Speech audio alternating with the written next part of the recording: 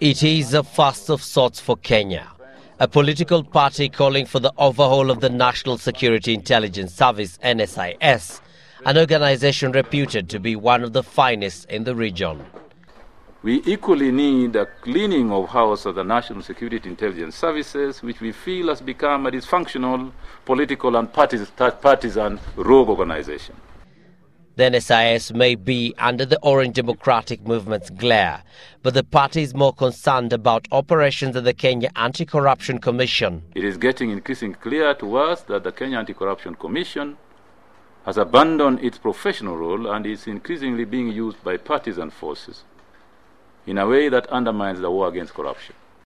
ODM cites the lack of progress in pursuing certain cases as evidence that the anti-corruption agency is executing the war against corruption in a selective manner. From Kenren Chemical and Fertilizer Company in the 70s to Goldenberg in the 90s to Anglo Leasing in the 21st century to money stashed in foreign accounts as detailed in the Kroll report, no action is being taken.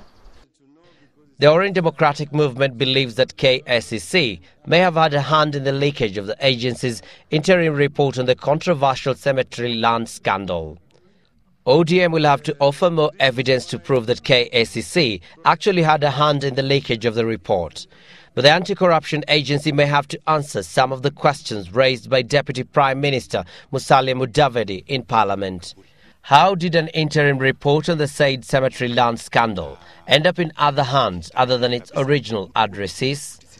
Why was the report addressed to the Prime Minister and not the Attorney General, as is usually the case with such probe reports? Mudavadi spoke of Treasury allocating 280 million shillings way before the cemetery land deal was sealed. Has anyone from Treasury been interviewed on the same? And why was Mudavadi not interrogated during the investigation that led to the report just released this week? KACC has maintained that the fight against corruption has made steady progress, but ODM has its demands. We are asking for the establishment of a historic restructuring of the nation's intelligence agencies. Abdi Osman, Citizen TV.